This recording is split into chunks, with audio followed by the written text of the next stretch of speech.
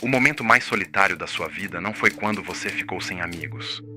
Foi quando percebeu que precisava fingir para continuar sendo aceito.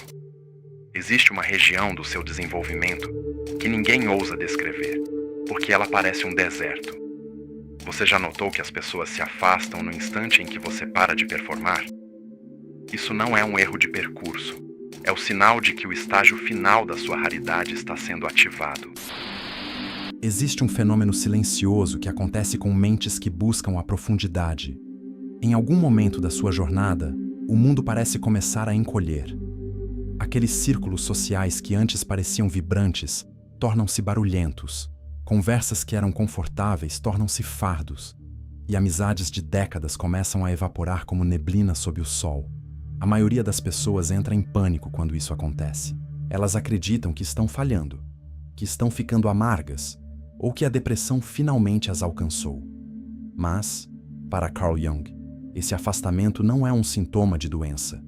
É o sintoma de que a sua persona, aquela máscara social que você construiu para ser aceito, não consegue mais conter o volume da sua alma. Você está entrando no que chamamos de estágio final, um ponto de não retorno, onde a raridade da sua consciência se torna incompatível com a mediocridade das conexões por conveniência. Neste vídeo, não vamos falar sobre como fazer novos amigos. Vamos falar sobre algo muito mais perigoso e libertador. Por que o isolamento é o preço obrigatório para quem decide, finalmente, ser real? Prepare-se. O que você vai descobrir agora pode mudar a forma como você olha para o seu próprio silêncio para sempre. Você já sentiu aquele cansaço que o sono não consegue curar? Existem cansaços que nenhuma noite de sono é capaz de curar. Porque não é o seu corpo que está pedindo repouso, é algo mais fundo. É a sua alma pedindo demissão do papel que você a obrigou a interpretar. É a exaustão que surge depois de uma hora de conversa irrelevante, de um jantar onde você sorriu nos momentos certos, ou de uma reunião onde você disse exatamente o que esperavam que você dissesse. Talvez você tenha passado o dia inteiro vigiando a própria voz, ajustando o tom, escondendo o que realmente pensa para não quebrar a harmonia do ambiente. Se você parar agora e olhar para as últimas 24 horas, quanto desse tempo você foi realmente você? E quanto foi apenas um esforço para não ser inconveniente? Esse esforço tem um nome na psicologia junguiana: o peso da persona. A persona é a máscara que você construiu para sobreviver ao mundo. Ela é útil. Ela permite que você transite pela sociedade sem ser devorado. O problema é que a maioria das pessoas não usa a máscara. Elas se tornaram a máscara. E manter uma máscara colada ao rosto exige uma energia psíquica colossal. É aqui que surge uma fome de verdade. Uma necessidade visceral de tirar o figurino e simplesmente respirar sem encenação. Muitos acreditam que estão perdendo os amigos porque estão ficando difíceis ou deprimidos. Mas, para a mente que inicia o processo de individuação, a verdade é outra. Você simplesmente não consegue mais sustentar o teatro. Aquele personagem sociável que você interpretou por anos começou a morrer, sufocado por essa fome de autenticidade.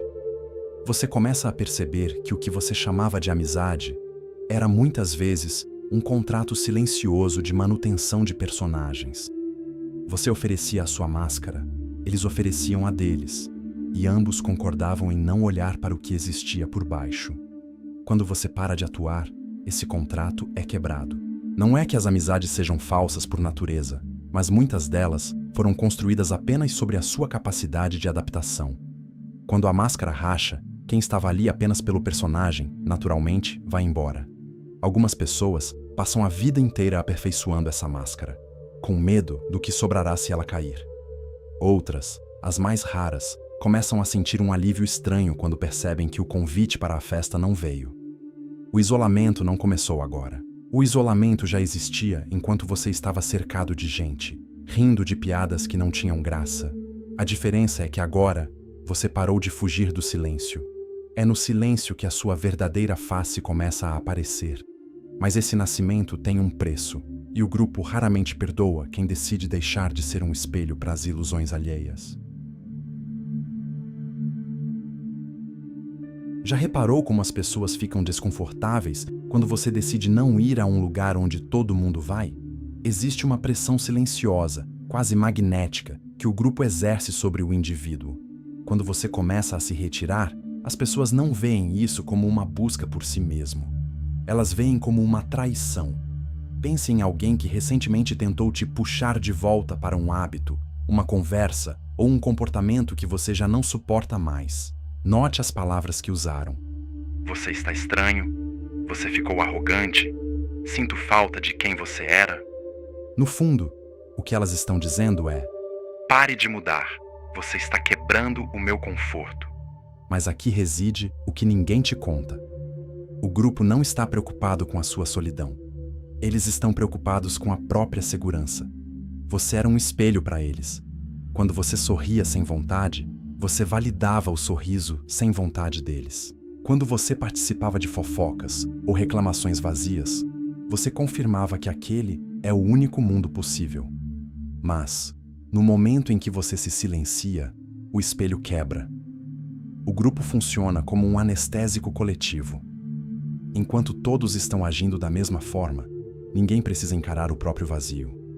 Quando você acorda e sai da sala, você acaba com a anestesia de quem ficou. Sua solitude é um lembrete vivo de que eles também poderiam escolher a verdade, mas têm medo demais para caminhar sozinhos. Por isso, a reação deles é, quase sempre, a tentativa de gerar culpa. Chamarão sua necessidade de silêncio de egoísmo ou orgulho. Mas o que está acontecendo não é um erro de conduta, é uma ruptura de frequência. O grupo não quer que você seja raro. O grupo quer que você seja previsível. Muitas mentes profundas acabam sem amigos não porque não saibam conviver, mas porque o preço do ingresso se tornou caro demais. Fragmentar a própria identidade para caber em um espaço pequeno. É uma transição dolorosa. Você se sente em um limbo. Não pertence mais ao ruído, mas ainda teme o vazio total. Muitos sentem vergonha dessa fase, como se estivessem falhando socialmente. Mas a verdade é que essa vergonha é o último mecanismo de defesa da sua persona, tentando te escravizar. Sentir-se um estrangeiro no próprio mundo não é um sinal de doença, é o sinal de que a sua alma finalmente se tornou grande demais para o papel que te deram. Mas cuidado, existe uma fronteira invisível que você precisa cruzar agora. De um lado, está a solidão que adoece. Do outro, a solitude que liberta. E entender a diferença entre elas é o que separa quem está apenas isolado de quem está, finalmente, se tornando inteiro. Existe um perigo oculto em se afastar do mundo. Nem todo silêncio é sagrado. Nem todo isolamento é sinal de uma mente rara. Existe uma diferença cruel entre o homem que está sozinho porque está se construindo e o homem que está sozinho porque está se escondendo. Pare um instante e seja brutalmente honesto com você. O seu afastamento nasce de uma busca pela verdade ou de um ressentimento guardado? Você está fugindo do barulho do mundo ou está fugindo da dor de não ter sido aceito por ele? Carl Jung alertava que a individuação não é uma fuga da realidade, mas um mergulho nela. A solidão tóxica é uma ferida aberta. Ela é alimentada pela raiva, pelo sentimento de superioridade intelectual ou pela mágoa de quem foi rejeitado. Se você está sozinho, mas passa o dia criticando mentalmente os outros, você não está se individuando. Você está apenas criando uma persona nova. A máscara do incompreendido é uma forma sofisticada de continuar dependente da opinião alheia, apenas trocando a necessidade de aplauso pela necessidade de ser vítima. Perceba a textura do seu silêncio. Ele é pesado, cheio de diálogos mentais, onde você tenta provar que está certo para pessoas que nem estão na sala? Se o seu isolamento é barulhento por dentro, você ainda está preso ao grupo que diz rejeitar. Somente quando essa névoa de ressentimento se dissipa é que algo novo pode emergir. Aqui está a distinção que poucos suportam. A solidão é a falta do outro. A solitude é a presença de si mesmo. A solitude real é um critério de paz. Ela não nasce do ódio à humanidade, mas do respeito à própria essência. Quem habita essa solitude madura não se sente melhor que os outros. Ele apenas percebeu que não pode mais pagar o preço da inautenticidade. Muitos buscam o isolamento, acreditando que vão encontrar o self, mas acabam encontrando apenas o ego ferido. E o ego ferido é um companheiro barulhento. Ele reclama, ele julga, ele exige vingança. O estágio final da personalidade rara só é alcançado quando você perde o interesse em provar qualquer coisa para quem ficou para trás. Enquanto você ainda sente necessidade de mostrar ao mundo o quanto você é profundo ou raro por estar sozinho, você ainda é um escravo da opinião do mundo. As mentes que realmente se tornaram raras não fazem propaganda do seu isolamento. Elas simplesmente o habitam. Mas esse habitar exige um novo tipo de força. Pois, ao abandonar as conexões rasas, você se depara com um território que a maioria evita a todo custo. Um lugar onde as distrações acabam e você ganha uma capacidade que a maioria perdeu. Imagine um garimpeiro que passou a vida inteira coletando cascalho e pedras comuns. Para ele, o balde está sempre cheio e o peso é reconfortante. Mas, no dia em que ele decide buscar apenas o diamante, o balde esvazia. Para quem vê de fora, ele parece ter menos. Mas ele sabe que um único diamante vale mais do que uma montanha de cascalho. A personalidade rara não tem poucos amigos por incapacidade social, mas por uma mudança definitiva no seu paladar psíquico. Pense na última vez em que você tentou forçar interesse em uma conversa trivial. Note como o seu corpo reagiu. Talvez uma pressão no peito ou uma vontade súbita de desaparecer. Esse é o sinal de que o seu garimpo mudou. Você desenvolveu uma intolerância visceral à mentira. Aqui está a descoberta que altera tudo. O preço da raridade não é a solidão, é a perda da anestesia. A maioria das pessoas usa as amizades como um escudo contra o tédio e contra si mesmas. Elas precisam de ruído para não ouvirem o próprio vazio.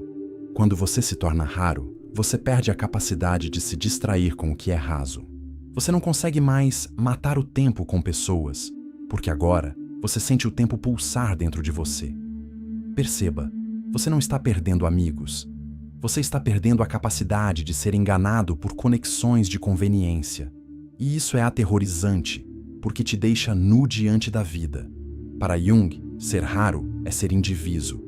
É quando o que você é por dentro coincide exatamente com o que você é por fora. Essa integridade atua como um filtro biológico. Você não precisa expulsar as pessoas. A sua própria busca pela verdade torna o ambiente insuportável para quem vive de aparências. O estágio final de ter poucos amigos não é um erro de percurso. É o resultado de você ter parado de aceitar moedas falsas.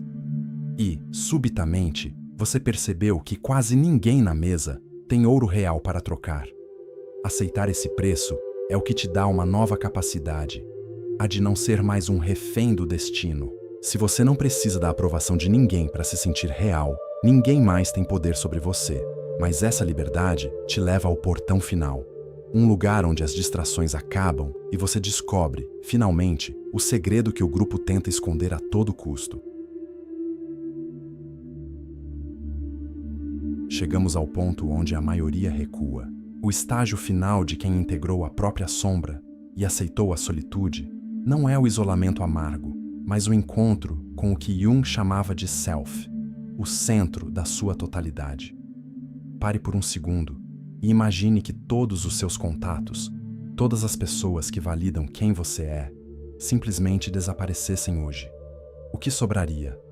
Se o que sobra é um vazio desesperador, você ainda era um satélite dos outros. Mas se o que sobra é uma presença sólida, você finalmente chegou em casa. O segredo que o grupo tenta esconder a todo custo é que você não precisa de testemunhas para ser real. A sociedade nos treina para acreditar que existimos apenas através do olhar do outro. Mas o estágio final da raridade inverte essa lógica. Você passa a ser o seu próprio observador. No entanto, aqui reside a revelação final que poucas mentes alcançam. Muitos acreditam que a solitude é o ato de aprender a viver sozinho. Mas o estágio final da personalidade rara é descobrir que, na verdade, você nunca esteve acompanhado daquelas pessoas.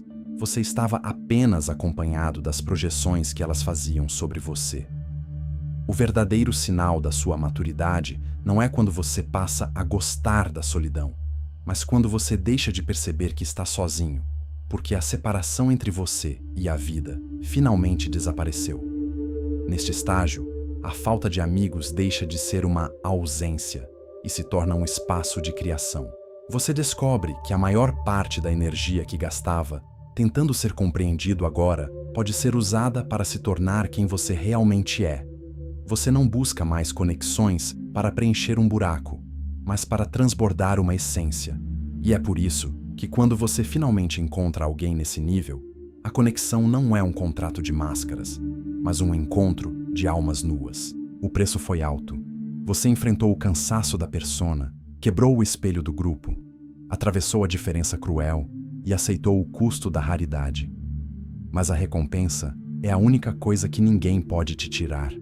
A posse definitiva de si mesmo. Olhe para o silêncio ao seu redor agora. Ele não é o fim de uma vida social. É o começo de uma vida real. Você não está sozinho porque fracassou no mundo. Você está sozinho porque finalmente o seu mundo se tornou grande demais para caber em qualquer lugar que não seja dentro de você.